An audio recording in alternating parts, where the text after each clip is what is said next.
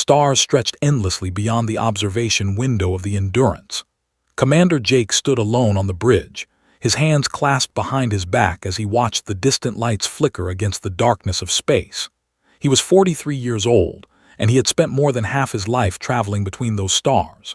His hair had turned gray at the temples, and lines had formed around his eyes from years of hard decisions and sleepless nights. But his back remained straight, and his gaze remained steady. He was a man who had learned that the universe respected those who respected themselves. The door behind him slid open with a soft hiss. Lieutenant Cole stepped onto the bridge, her boots clicking against the metal floor. She was 31, with short brown hair and quick eyes that never missed a detail. She had served under Jake for 5 years, and she knew him better than most. "Commander," she said, "we are 6 hours from the... Dr. Shaw wants to run through the cultural briefing one more time." Jake nodded without turning around. "Tell him I will be there in 10 minutes. Hesitated. She could see the tension in his shoulders, the way his jaw was set tight. "Are you worried, sir?" Jake finally turned to face her. A small smile crossed his lips. "Worried? No, cautious. Always." He walked past her toward the door. "They have controlled this sector for thousands of years. They have seen species rise and fall like waves on a shore. To them, we are children playing at being adults. They invited us to their world, but that does not mean they respect us. We need to be careful." They walked together through the narrow corridors of the Endurance. The ship was not large or fancy. It was a practical vessel, built for exploration and diplomacy rather than war. Its crew numbered only 47, each one selected for their skill and dedication. These were not soldiers seeking glory. They were representatives of humanity, carrying the hopes of billions on their shoulders. The briefing room was small, with a round table in the center and screens covering the walls. Dr. Ben Shaw was already waiting for them. He was a thin man in his 50s, with wire-framed glasses and a nervous habit of tapping his fingers against any surface within reach. He had spent 30 years studying alien cultures, and they were his specialty. "Commander," Ben said as Jake entered, "I have prepared a final review of customs. I know we have been over this many times, but I cannot stress enough how important the small details are. The notice everything. A wrong gesture, a misplaced word, even the wrong tone of voice can be seen as an insult." Jake took his seat and gestured for Ben to continue. "Walk me through it again." Ben activated the main screen. An image appeared showing a noble. The alien was tall and slender, with silver skin that seemed to shimmer like metal. Its eyes were large and gold, with no visible pupils. Its fingers were long and delicate, and it wore flowing robes of deep purple.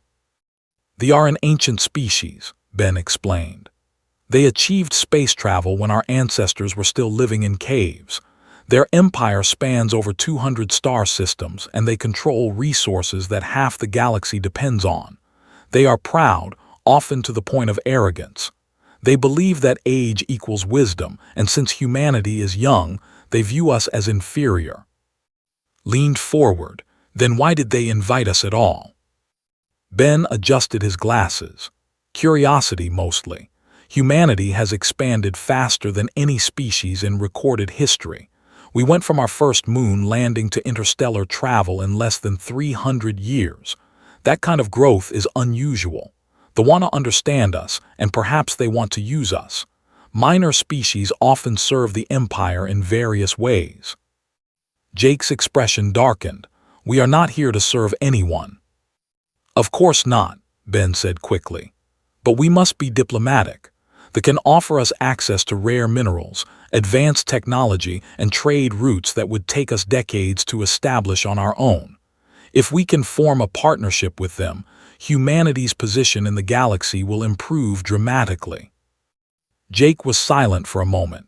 He understood the importance of this mission. Earth needed allies. The galaxy was a dangerous place, filled with predators who saw weakness as an invitation. But he also knew that some prices were too high to pay. "What about their leadership?" Jake asked. "Tell me about Emperor." Ben changed the image on the screen. A new appeared, older and more imposing than the first. He sat on a throne made of crystal that glowed with inner light. His eyes were cold and calculating, and his presence commanded attention even through a simple image. "Emperor has ruled for over 600 years," Ben said. "He is intelligent, patient, and ruthless when necessary. He has crushed rebellions, absorbed rival empires, and maintained stability across vast distances. He is not someone to underestimate." "And his family?" Ben hesitated before answering.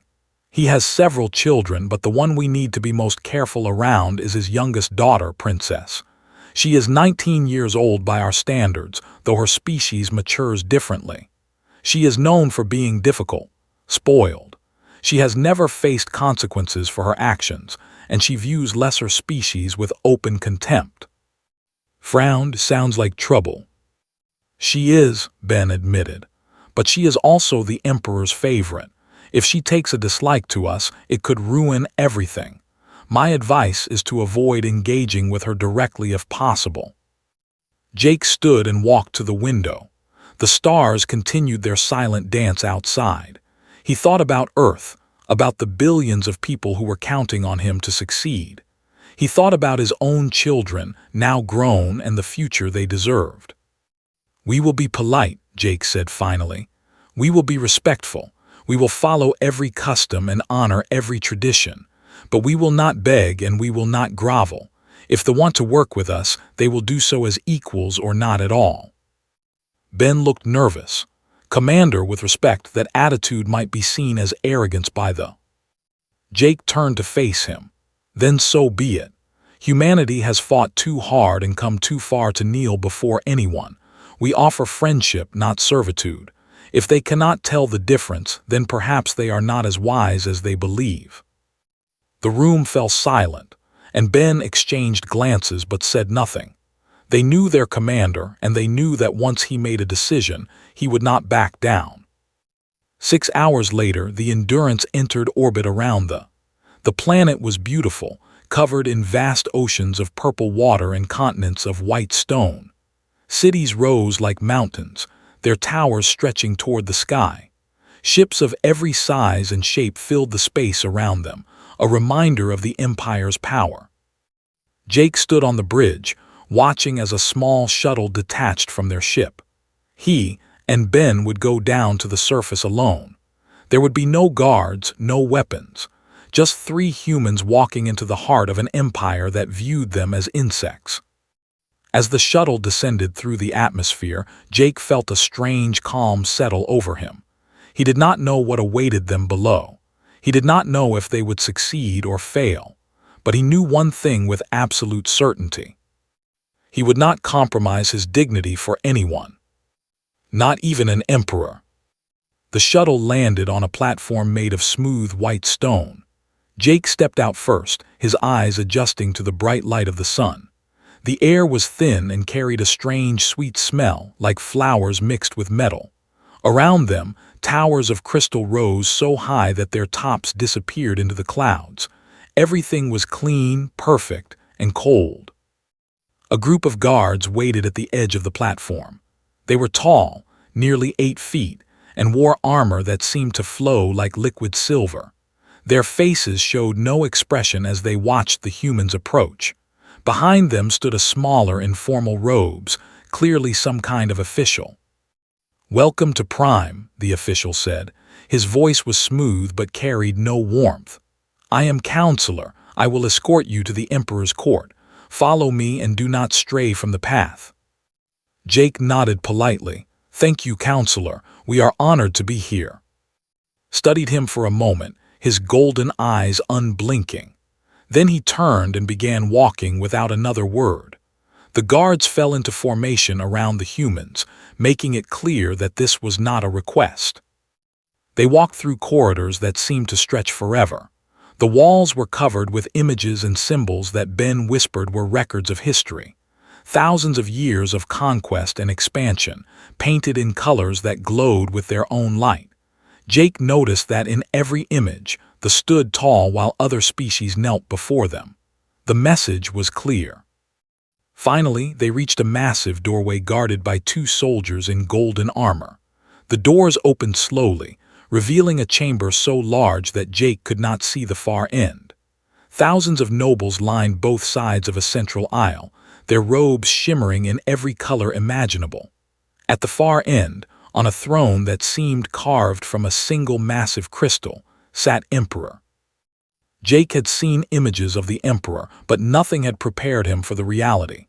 Was ancient, his silver skin marked with patterns that showed his age and status, but his eyes burned with intelligence and power. He watched the humans approach with the patience of a predator who knew his prey could not escape. To the Emperor's right stood a young female. Her silver skin was flawless, and her golden eyes sparkled with amusement as she looked down at the approaching humans. She wore a crown of delicate crystals, and her robes were pure white. Princess, Jake remembered Ben's warning and kept his expression neutral. When they reached the base of the throne, Jake performed the formal bow that Ben had taught him. His head lowered, his right hand placed over his heart, and Ben followed his example. The chamber was completely silent except for the soft rustle of robes. "Rise," Emperor commanded. His voice filled the chamber without effort. "You are Commander Jake of Earth. We have heard of your species. You spread quickly like weeds in a garden, yet you have achieved much in a short time. This interests us." Jake straightened and met the Emperor's gaze. "Your Majesty, humanity is honored by your invitation. We come in peace, seeking friendship and fair trade between our peoples." Tilted his head slightly. Friendship, a strange word from a species that has spent most of its history killing each other, but we shall see. Present your offerings. Jake gestured to, who stepped forward carrying a polished wooden box. Inside were samples of Earth's finest products, rare metals from asteroids, crystals grown in zero gravity, works of art that represented the best of human culture. She placed the box on a pedestal before the throne and stepped back. "These are gifts from Earth to the Empire," Jake said, "symbols of our desire for peace and cooperation."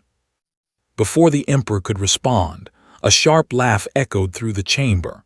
All eyes turned to Princess, who was shaking her head with obvious amusement. "This is what they bring us," she said loudly, making no attempt to hide her contempt. "Rocks and trinkets. Our servants have better treasures in their quarters." A murmur ran through the assembled nobles. Some seemed embarrassed, others entertained. Jake kept his eyes forward, waiting. Descended the steps from her father's throne, her robes trailing behind her like a river of silk. She walked around Jake slowly, examining him the way one might examine an interesting insect. He could feel her gaze on him, cold and mocking. "So this is a human," she said. "How disappointing. I expected something more impressive. Instead, I see a creature that barely stands upright. Your ships are primitive boxes held together with hope. Your culture is a collection of noises you call music and colors you call art. And you dare to come here to the heart of the greatest empire in the galaxy and offer us friendship." She stopped directly in front of Jake, close enough that he could see his reflection in her golden eyes. "Why do we waste time with these creatures, Father?" she asked without looking away from Jake.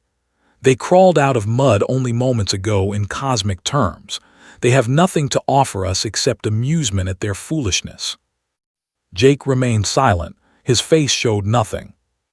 Leaned closer, her voice dropping to a whisper that somehow carried through the entire chamber.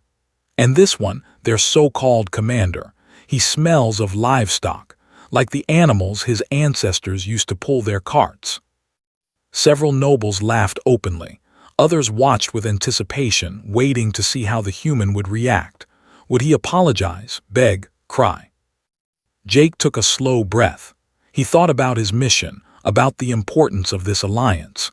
He thought about the resources Earth needed, the technology they hoped to acquire. He thought about the politicians back home who would be furious if he failed. Then he thought about his father. His father had been a simple man, a farmer who worked the land with his hands. He never had much money or power, But he had taught Jake one lesson that stayed with him his entire life. A man who does not respect himself cannot expect respect from others. Jake looked at the princess. Then he looked at the emperor. Then he looked at the thousands of nobles who were waiting for him to humiliate himself. And without a single word, he turned around and walked toward the exit. The chamber erupted in chaos. Nobles shouted in confusion. Guards raised their weapons but did not know what to do. No one had ever simply walked away from the emperor before. And Ben stood frozen for a moment, their eyes wide with shock. Then they hurried after their commander, their footsteps echoing in the sudden silence that followed the initial uproar. "Stop!" Emperor's voice thundered through the chamber. "Human, where do you think you are going?" Jake paused at the doorway. He turned slowly, his expression calm and controlled. Every eye in the chamber was fixed on him. "Home," he said simply. "Earth does not negotiate with those who lack basic courtesy. We may be young, Your Majesty, but we are not without dignity. Your daughter has made it clear that the Empire has no interest in treating us as equals. We will not stay where we are not wanted." He gave a small nod of respect to the Emperor. "I wish your empire continued success. Perhaps in another century, when attitudes have changed, we may try again. Good day." And with that, he walked out. The corridors seemed longer on the way back. Jake walked in silence, his mind clear despite the enormity of what he had just done. Behind him, and Ben struggled to keep up. "Commander," finally said, her voice shaking, "do you understand what just happened? You walked out on the Empire. This could mean war." Jake kept walking. "It will not mean war. The do not waste resources on species they consider inferior. They will simply forget about us, which is exactly what they plan to do anyway." Ben was pale. "But the alliance, the resources, everything we hope to achieve." Jake stopped and turned to face them. His eyes were sad but steady. "What did you expect me to do, Ben? Apologize? Beg for forgiveness? Let that child insult everything we are and smile through it?" "I expected you to think about Earth," Ben said quietly. Jake nodded slowly. "I did think about Earth. I thought about what kind of message we send to the galaxy if we accept that treatment. I thought about every species watching to see how humanity responds to humiliation, and I decided that some prices are too high." He resumed walking toward the shuttle. "We are going home, and we are going home with our heads held high." The shuttle lifted off minutes later. As it rose through the atmosphere, Jake watched the crystal towers grow smaller and smaller until they vanished completely. He did not know what would happen next, but he knew he had made the right choice. The Endurance left space within hours of the incident. Jake ordered the ship to maintain communication silence until they were well beyond the Empire's borders. He spent most of the journey alone in his quarters, reviewing his decision again and again. He did not regret what he had done, but he knew there would be consequences.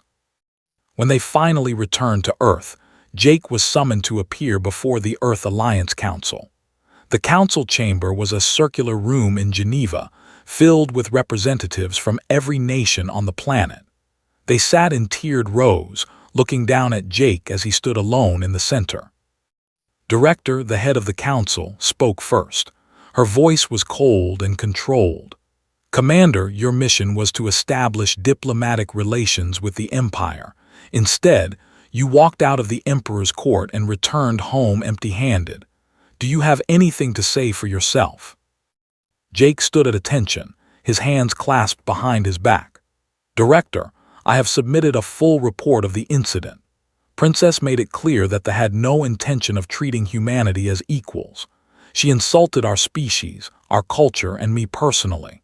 Continuing to negotiate under those circumstances would have sent a message to the entire galaxy that humanity will accept any abuse in exchange for scraps from more powerful civilizations." A man in the second row leaned forward. His name was Senator Blake, and he had been one of the strongest supporters of the mission. "Commander, do you understand what you have cost us? the control minerals that we need for our new engine designs. They have technology that could advance our medicine by centuries. And you threw all of that away because a teenage girl hurt your feelings. Jake felt anger rise in his chest, but he kept his voice steady. Senator, with respect, this was not about my feelings. This was about humanity's position in the galaxy. If we had stayed and begged for forgiveness, every species watching would have seen us as weak. We would have become servants of the grateful for whatever attention they chose to give us. I believed that was an unacceptable outcome. Director sighed and rubbed her temples. The damage is done. We will have to find other sources for the minerals, other paths to the technology. You are dismissed, Commander. Return to your ship and await further orders. Jake saluted and left the chamber. He expected to be demoted or even discharged from service. He had prepared himself for that possibility. What he had not prepared for was what happened next. 3 weeks after the Endurance returned to Earth, a message arrived from the Federation. There were a reptilian species who had been rivals of them for thousands of years. They controlled a significant portion of the galaxy and were known for their honor and directness in dealing with other species. They had always kept humanity at a distance, viewing them as too young to be worth their attention. Until now. Ambassador of the requested a meeting with Earth's leadership. He specifically asked for Commander Jake to be present. The meeting took place on a space station in neutral territory. Jake arrived with Director and a small diplomatic team. Ambassador was waiting for them in a simple conference room. He was large, with green scales and yellow eyes that seemed to look right through you. But when he saw Jake, something unexpected happened. He smiled. Commander said, extending his hand in the human fashion. It is an honor to meet you. Your actions on Prime have been the talk of the galaxy for weeks. Jake shook the ambassador's hand, confused. I did not realize anyone was paying attention. Laughed, a deep rumbling sound. Everyone was paying attention. They make sure that all their diplomatic meetings are recorded and shared throughout their empire. They like other species to see how powerful they are. But this time, the recording showed something different. It showed a human commander refusing to accept insults. It showed him walking away with dignity intact. Do you have any idea how many species have dreamed of doing exactly what you did? Director stepped forward. Ambassador, we apologize for any disruption the incident may have caused. Waved her apology away. Do not apologize. They have treated lesser species with contempt for centuries. They believe that because they are old and powerful, they can say anything without consequences. Your commander reminded them that respect is not given, it is earned. They admire this greatly. He turned back to Jake. We have watched humanity from a distance for many years. We saw a young species, aggressive and divided, and we wondered if you would destroy yourselves before you ever reached the stars. But you surprised us. You united, you grew, and now you have shown that you value dignity above convenience. This is why we are here. Reached into his robe and pulled out a small crystal tablet. The Federation wishes to offer Earth a full partnership, trade agreements, technology sharing, mutual defense. We believe that humanity has the potential to become a great power in this galaxy, and we want to be your allies as you grow. The room was silent. Director looked at Jake with an expression he could not read. Finally, she spoke. Ambassador, this is an incredibly generous offer. May I ask why you are making it? His eyes flickered to Jake again. Because strength is not just about weapons and ships. Strength is about character. Your commander demonstrated that humanity has character. That is worth more than any mineral deposit or technology. Over the following weeks, more species came forward. The collective, known for their medical advances, offered to share research that could cure diseases that had plagued humanity for centuries. The scientists, reclusive beings who rarely spoke to anyone, sent a message of respect and proposed a joint exploration program. Even smaller species who had been afraid of them began reaching out to Earth, hopping to build connections with this strange young species that had dared to say no. Meanwhile, on Prime, the situation was very different. Emperor had watched the recording of the incident many times. He had seen his daughter's arrogance, her childish cruelty, and the calm dignity of the human commander who had simply turned and walked away. He had also seen the reactions from across the galaxy. Species who had once feared them were now laughing at them. The great empire looked like bullies picking on a child who had refused to cry. For the first time in centuries, was angry with his daughter. He summoned to his private chambers. She arrived expecting praise for putting the humans in their place. Instead, she found her father sitting alone in the darkness, his ancient eyes burning with cold fury. "Do you understand what you have done?" he asked quietly. Frowned. "I showed those primitives their place. They should be grateful we allowed them into our presence at all." "You showed nothing but your own ignorance," replied. "Those primitives, as you call them, have become heroes throughout the galaxy. Every species who has ever suffered under our contempt now looks to humanity as an example. They have offered them partnership. They are sharing technology with them. And we, the greatest empire in the sector, look like fools because a 19-year-old princess could not control her tongue." Felt her face flush. "They are insects, they do not matter." "They matter now," said, "and you will be the one to fix this. You will travel to Earth. You will apologize to their commander, and you will do whatever is necessary to repair the damage you have caused."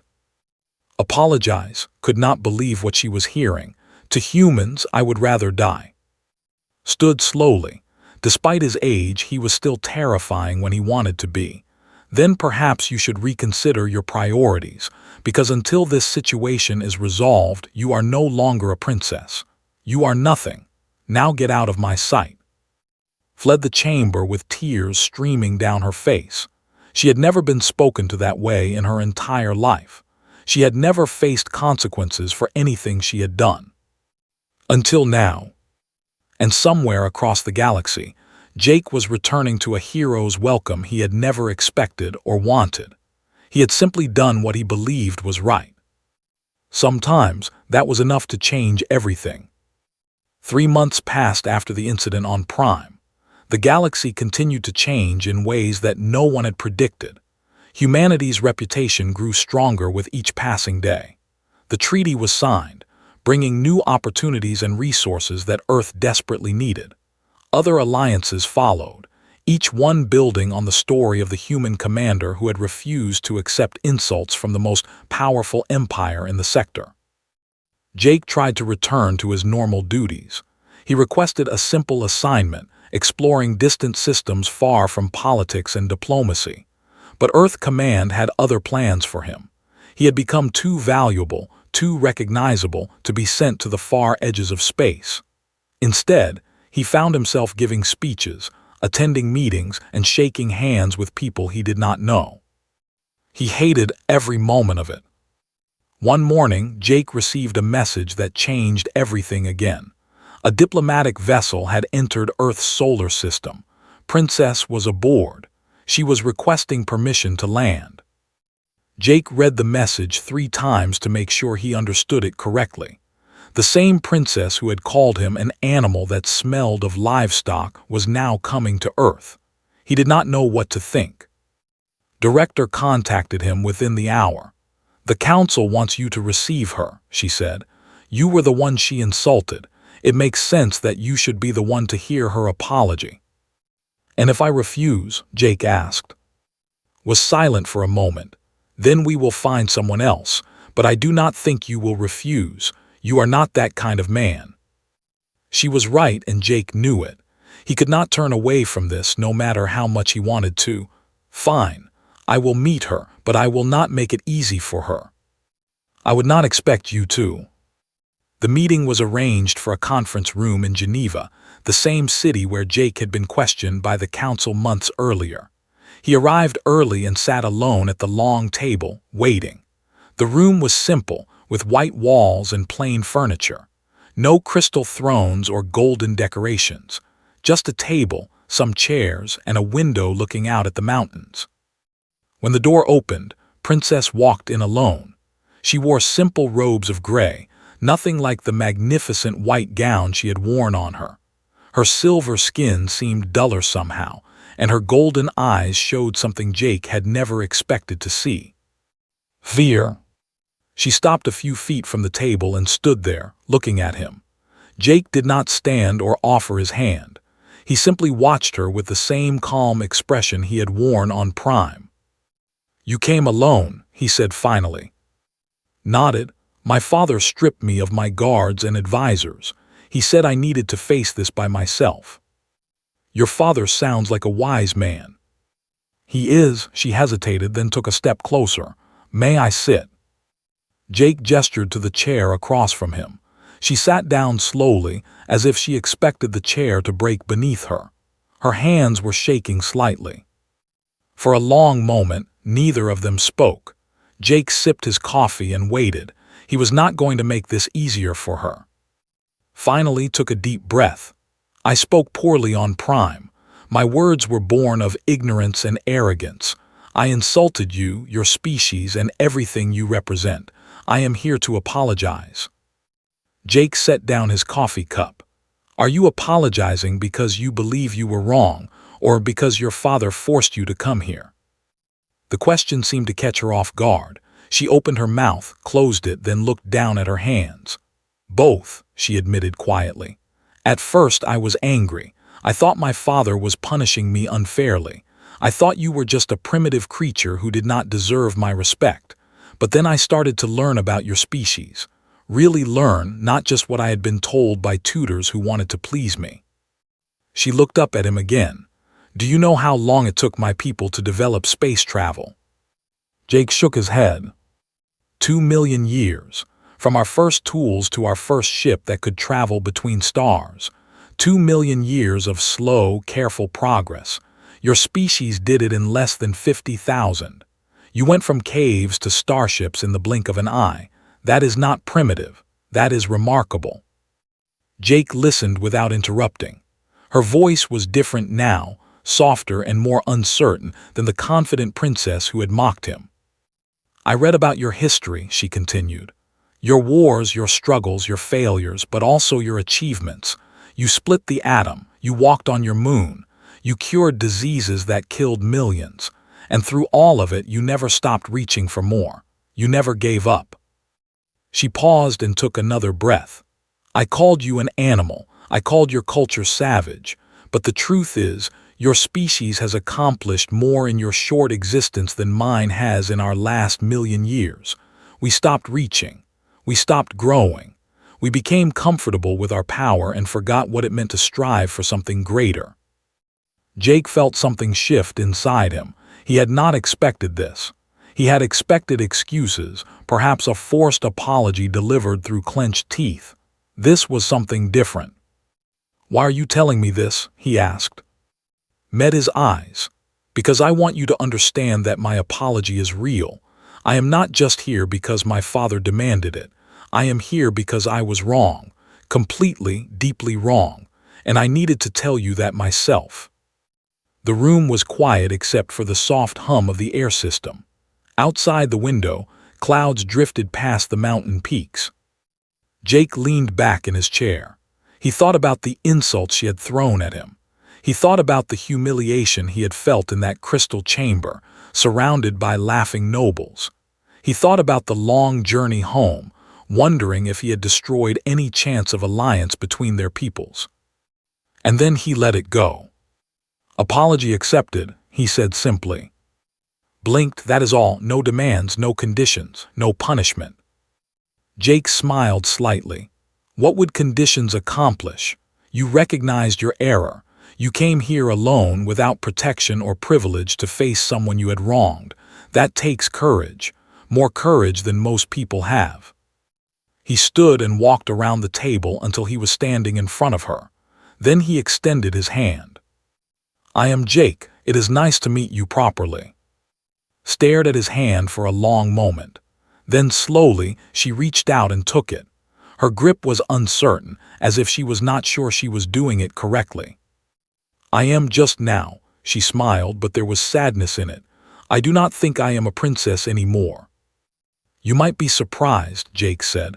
"Real royalty is not about crowns or thrones. It is about how you treat people when no one is forcing you to be kind. Today, you chose to be kind. That is a good start." He released her hand and walked back to his chair. "Now, let us talk about the future. Your father wants to repair relations between our peoples. So do we. But we will not accept the old arrangement where they look down and we look up. We need to find a new way." Nodded slowly. "What do you suggest?" Jake smiled. "I suggest we start by getting to know each other, not as a commander and a princess, just as two people trying to understand each other. Do you like coffee?" "I do not know what coffee is." Jake laughed for the first time in months. "Then we have a lot to talk about." He poured a second cup and slid it across the table, picked it up carefully, smelled it, and took a small sip. Her face twisted in confusion. "This is very strange," she said. "Yes," Jake agreed, "but you get used to it." And for the first time since the incident began, he felt something like hope. Maybe this could work after all. 1 year had passed since Princess first stepped onto Earth to deliver her apology. The galaxy had changed in ways that historians would debate for centuries, but perhaps the most surprising change was the one that no one had predicted. The formal treaty between Earth and the Empire was signed on a spring morning in Geneva. The ceremony took place in a garden filled with flowers from both worlds. Earth's roses grew beside crystal blooms, creating a display that photographers from 100 species came to capture. Emperor attended in person, the first time an emperor had ever left there for a diplomatic function. He stood beside Director, his ancient face showing something that might have been respect as they placed their signatures on the historic document. But the real story was not the treaty itself. It was the two people who had made it possible. Jake stood near the back of the ceremony, trying to stay out of the spotlight as he always did. He wore his formal uniform, though he had refused all offers of medals or promotions. He had not done what he did for glory. He had simply done what was right. Beside him stood, no longer just but ambassador of the Empire. Her father had restored her title, but more importantly, he had given her a new purpose. She would represent the Empire on Earth, living among humans and learning their ways. It was a decision that had shocked the galaxy. The princess who had once called humans primitive animals was now choosing to live among them. "You look uncomfortable," said quietly, watching Jake shift his weight from one foot to the other. "I hate ceremonies," he admitted, "too many people starring." Smiled. Over the past year, she had learned to smile more often. "You realize that you are one of the most famous people in the galaxy right now. The human who walked away from the Empire. Children on 1,000 worlds tell stories about you." Jake sighed. "That is exactly what I was afraid of." She laughed softly. It was a sound she made more frequently these days. Living among humans had changed her in ways she was still discovering. She had walked through their cities and eaten in their restaurants. She had spoken with farmers and teachers and children. She had learned that dignity was not measured by power or age, but by how people treated each other. "Why do you think my father sent me here?" she asked suddenly. Jake considered the question. "Because you needed to learn something that you could not learn on your—" "Yes, but what?" He thought for a moment before answering. "That size does not equal strength. That age does not equal wisdom. That the smallest species in the galaxy can teach the oldest empire something new." Nodded slowly. "He told me something before I left Prime for the last time. He said that they had grown stagnant. We had conquered so much that we forgot what it meant to grow. We looked at younger species and saw only what they lacked, not what they could offer. He said that your species reminded him of what we used to be millions of years ago. Hungry, determined, alive." She turned to look at him directly. "He said that humanity might be the force that awakens us again, if we are wise enough to learn from you instead of trying to control you." The ceremony was ending. The crowd applauded as the treaty was officially sealed. Photographers rushed forward to capture images of the historic moment. Somewhere in the chaos, Jake saw Lieutenant Cole and Dr. Ben Shaw, both promoted now, both watching with pride. Later that evening, there was a dinner to celebrate the treaty. Jake found himself seated next to at a table near the window. Outside, the sun was setting over the mountains, painting the sky in shades of orange and gold. "Can I ask you something?" said. Jake nodded. "When you walked out of my father's court, were you afraid?" He considered the question carefully before answering. "No, I was not afraid of your empire or your soldiers. I was afraid of what I might become if I stayed. I was afraid of looking in the mirror and seeing a man who had traded his dignity for convenience. That scared me more than anything your father could have done." Was silent for a moment. Then she asked another question. "Your species has every reason to be bitter. You have suffered so much throughout your history. Wars, famines, cruelty beyond imagination. Yet you choose forgiveness over revenge. You choose to build rather than destroy. Why?" Jake smiled and set down his glass. "Because holding onto anger is exhausting. Every moment we spend hatting is a moment we cannot spend creating something better. We learned that lesson the hard way, through countless generations of suffering. Now we try to teach it to our children so they do not have to learn it themselves." He paused and looked out at the sunset. "Also, revenge does not bring back what was lost. It only creates more loss. We would rather plant trees than burn forests." Absorbed his words in silence. A year ago, she would not have understood them. Now, after walking among humans, she was beginning to. "Your species confuses me," she admitted. "You are young and fragile and short-lived. You have no claws, no armor, no natural weapons. By every measure that they use to judge species, you should be insignificant. Yet somehow you have become the most talked-about civilization in the galaxy. How is that possible?" Jake laughed softly. "Maybe it is because we have nothing to rely on except each other. We cannot overpower our enemies, so we learn to outthink them. We cannot live for thousands of years, so we learn to make every year count.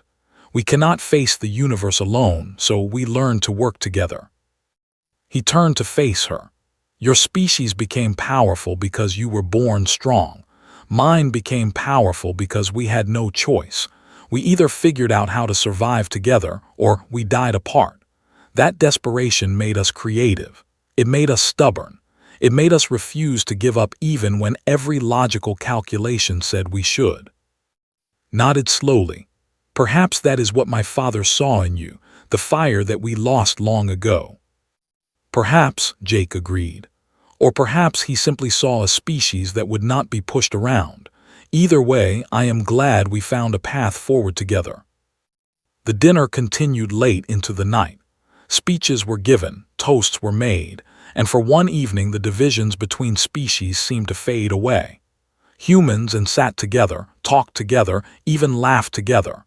It was a small thing in the grand scope of the galaxy, but small things had a way of growing. Years later, historians would point to this evening as the beginning of a new era.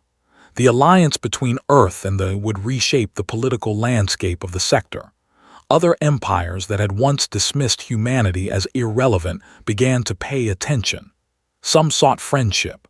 Others sought to understand what made this young species so resilient. And the story of Commander Jake spread further still. It was told in academies where young officers learned about diplomacy. It was told in taverns where travelers shared news from distant worlds. It was told to children at bedtime, a story about a man who had faced the greatest empire in the galaxy and had simply refused to be small. The universe was vast and ancient, filled with powers beyond counting.